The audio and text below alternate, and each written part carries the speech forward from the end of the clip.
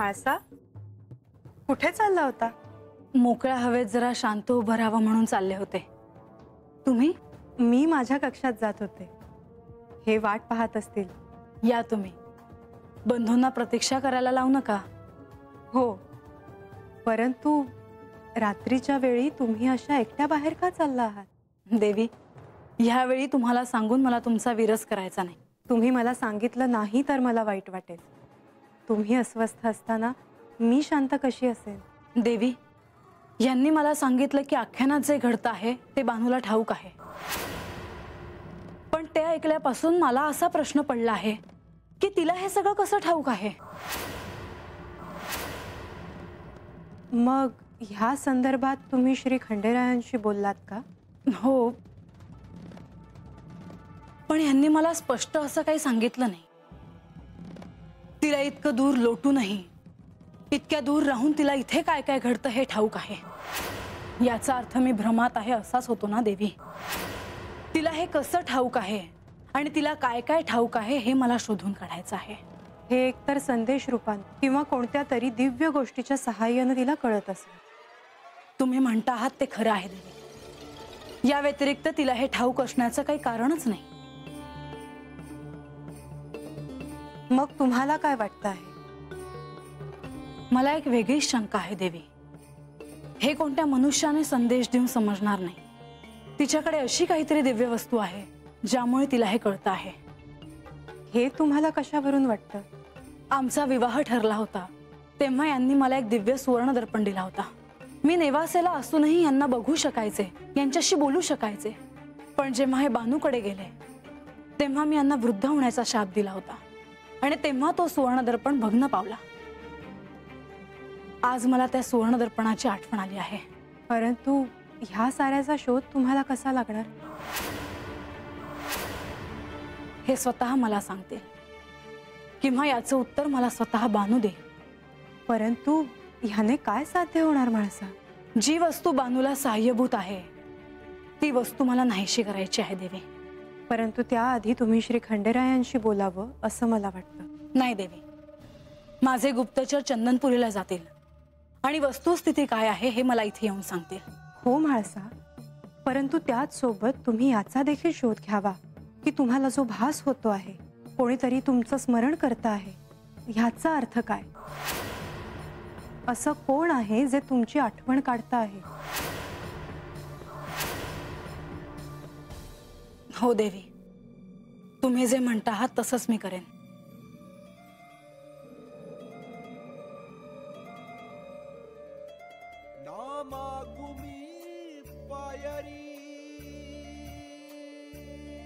तुझी देवा ना मागू तुझी मी सावली देवा मला गावाला सारा जग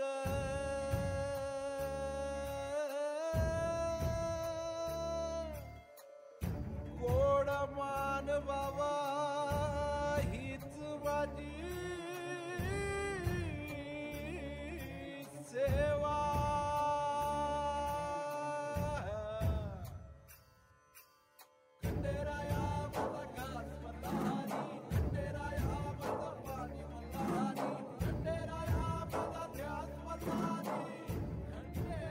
देवा,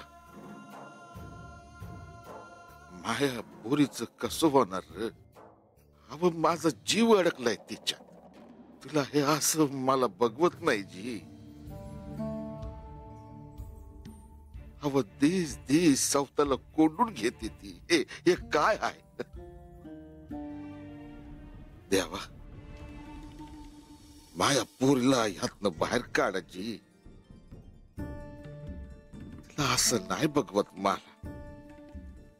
आणि मला समजायला हवं हे समज काय आहे. माझी भक्ती तुमच्या पायाशी रुजू असेल ना तर हे समज मला दावा द्या.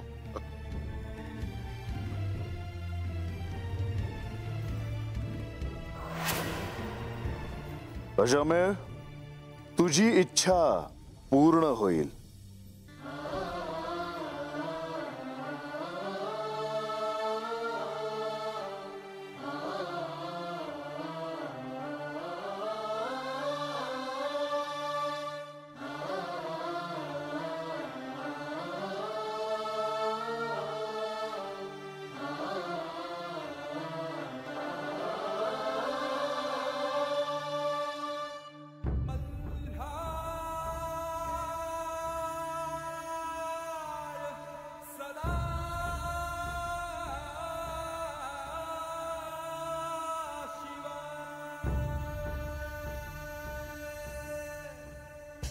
बानू,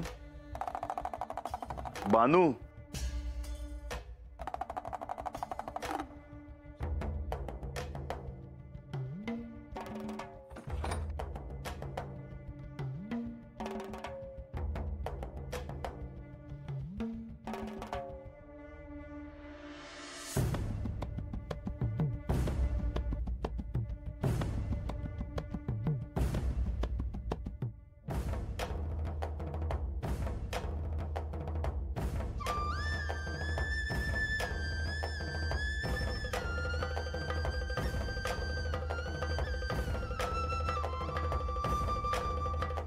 देवा, तुम्ही ह्या येळाला?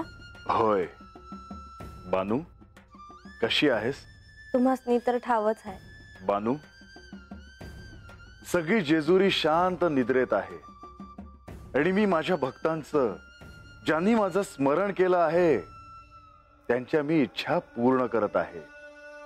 तुझ्या आज जे सदानंदाचे स्मरण आहे ते माझ्यापर्यंत पोहोचतं, पण चंदनपुरीमध्ये अजून कोणीतरी माझं स्मरण करत आहे. देवा, तुम्ही हात राहायला हायसा. लोक तुमची आठवण काढणारच, आणि 1 दिस नाही, 2 दिस नाही, तर चांगलं 12 वर्ष तुम्ही हात राहिला.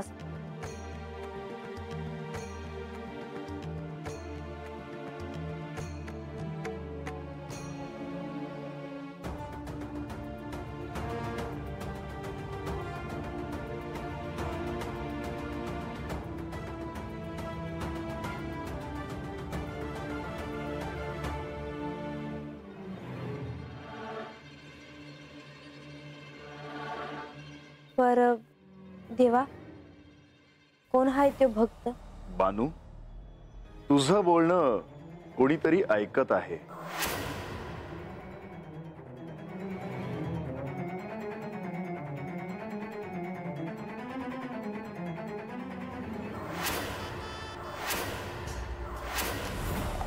वा, हे बानू, दार उघड. दार उघड क्यू? नाही बानू, बंद नको करू. अजामेळला येऊ दे. बानू, दार उघड.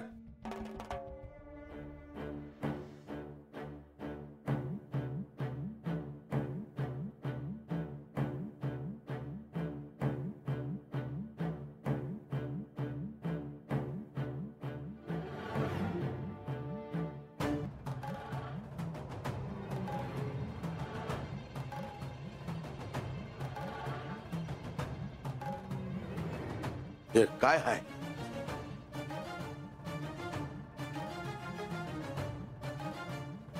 अजामेळ, माझ्या समोर ये.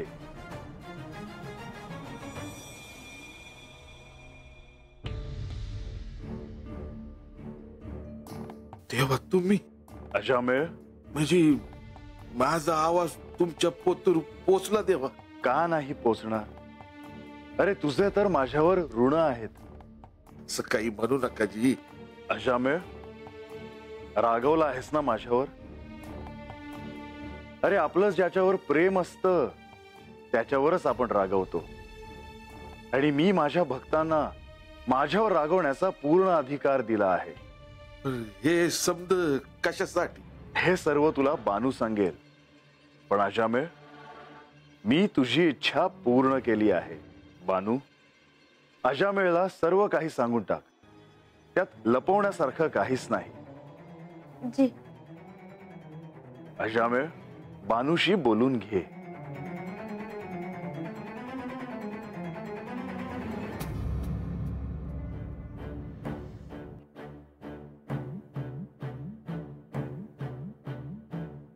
काय सांगणार आहेस?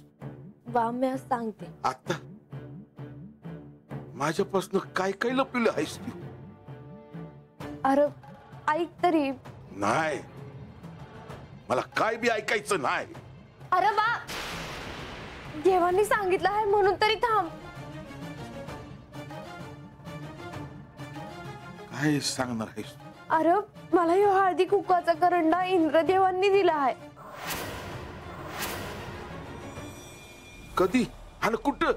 आपण जेजुरीत होतो तेव्हा. मला देवांसंग बोलता यावं, त्यास ती बघता यावं म्हणून इंद्रदेवांनी स्वतः मला ह्यो करंडा दिला.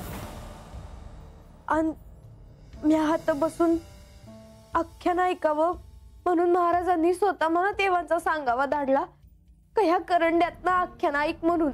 मी आहात तुझ्या काळजीत आहे आणि हे तू समज मला सांगितलं नाहीस. अरे इंद्रदेवांनी तसं सांगितलं होतं मला. म्हणजे म्या कोणीच नाही.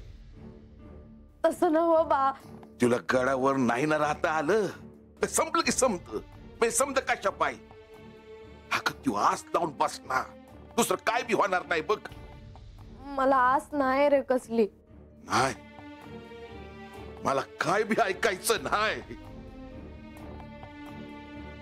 अरे बा.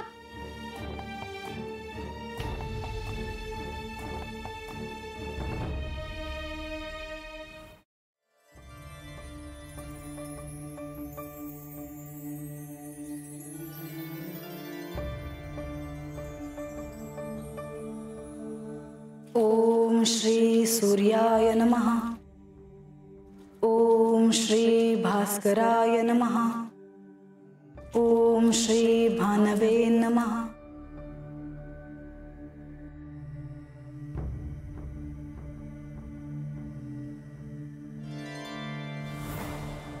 प्रणाम देवी. देवी, आपण करत असलेले माझे हे पूजन आता आवश्यक नाही. असे का सूर्यदेव? ही माझी नित्य उपासना आहे. ही मी बालपणापासून करत आले आहे. होय देवी, परंतु आपण श्री मार्तंड भैरवांच्या अर्धांगिनी आहात. पण माझी ओळख अजूनही काही आहे आणि त्याची मला कल्पना नाही. सूर्यदेव, मला एक शंका आहे आणि तुम्ही त्याचे निरसन करावे.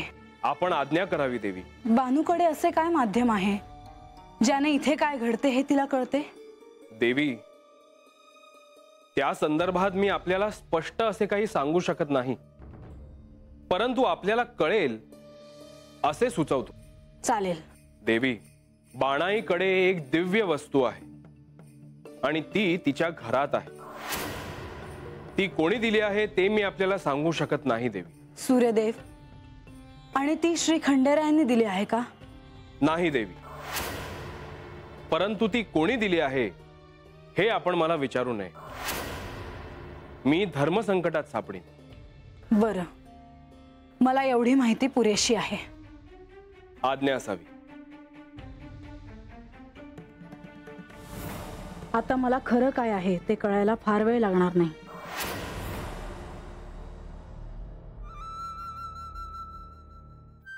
द्या, मी आज हडते. गंगे, अगं राहू दे. काम काय चुकलं आहे का मला?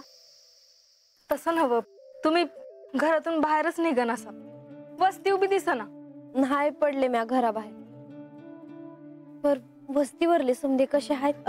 आबा, शेवंता मावशे, रंग्या. भय तर समदे काय बाय बोलायला लागले. काय? तुम्ही आता दार खिडकी लावून दिसभर बसतासा. ज्याला जे वाटतं ते तो बोलतो या. कोणी काय बी बोला नका. समद देवास नीट हवा आहे. तू नका विचार करू. पर मला बी काय कळत नाही. रागावू नका, पण तुम्ही असं कोंडून का घेता स्वतःला? सांगल येळा आल्यावर. पर आता मी तुला नाही दिसायची असं दार खिडक्या लावून बसलेली. तुमचं दुःख मोठं आहे, लोकांनी नाही समजायचं, पण मला ठाव आहे. तुम्ही आता कामाचं बोजा तरी नका वाहू. काही काम असेल तर मला सांगा. सांगल.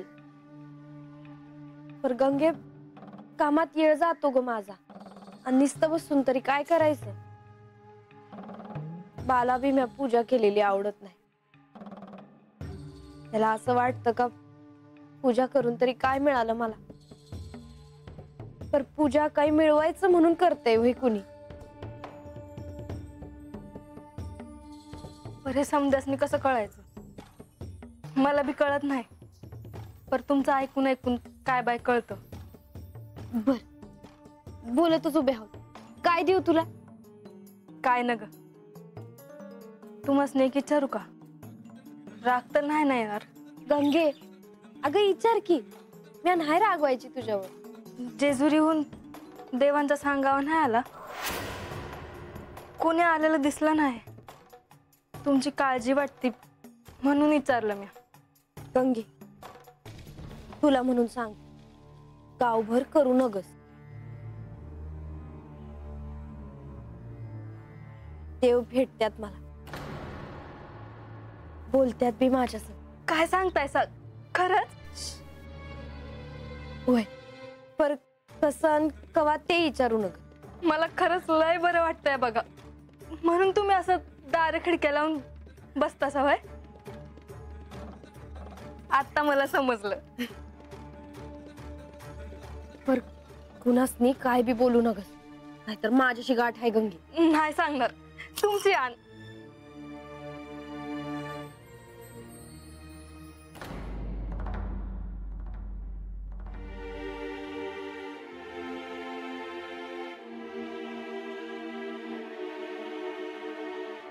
तुमच्याकडे एक काम आहे. सांगा जी. प्रधानजी कुठे आहेत? देवांसंग बोलत्यात. त्यांना माझा एक निरोप द्या. त्यांना म्हणावं मी त्यांना भेटायला बोलवले आहे. जी सांगतो.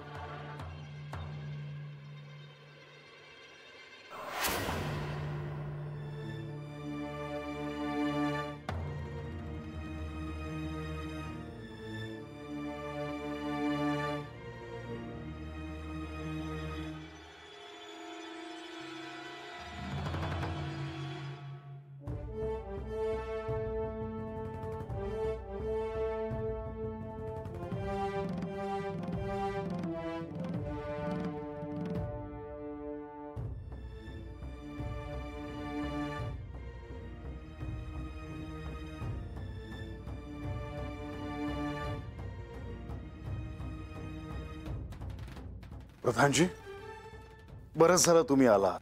काय झालं देवा? प्रधानजी, अशा वेळेला कळलं आहे की बानूकडे एक अशी दिव्य वस्तू आहे ज्यामुळे ती माझ्या संपर्कात आहे. ती आख्यान पाहू शकते, ते श्रवण करू शकते. देवा, हे एक ना एक दिवस घडणारच होतं आणि खरं तर हे आपणच घडवून आणलं आहे. होय प्रधानजी, पण प्रधानजी, ह्या सर्वांपासून बानूने हे किती दिवस लपवून ठेवावं? तिच्या मनात कुठेतरी इच्छा आहे की मी तिला दिसावं, तिच्याशी बोलावं. प्रधानजी, आता ह्यापासून मी तिला नाही वंचित ठेवू शकत. एक भक्त म्हणून, एक पत्नी म्हणून तिचा हा अधिकार आहेच. देवा, परंतु आपण देवेंद्रांना हे सांगितलं की बाणाईला सगळं काही ठाऊक आहे, त्यामुळे श्री म्हाळसा देवींना संशय आला आहे. होय, म्हाळसा मला तसं विचारत होती. मग आता पुढे काय करायचं ठरवलं आहे? प्रधानजी, बानूला सारीपाटानंतर चंदनपुरीत पाठवण्याचे जे प्रयोजन आहे ते आता करायला हवं. श्री म्हाळसा देवी आणि बाणाई यांच्यातले संबंध प्रेमाचे व्हावेत म्हणून आपण सगळं केलं. हे व्हायलाच हवं. ते घडावं हे म्हाळसेच्या आणि बानूच्या हातात आहे. ते घडलं तर उत्तम आहे, नाहीतर बानूला जेजुरीपासून दूर ठेवण्याचे काहीच कारण नाही. परंतु देवा, हे तेवढं सोपं नव्हे. प्रधानजी, अवघड तर निश्चितच आहे, पण अशक्य नाही.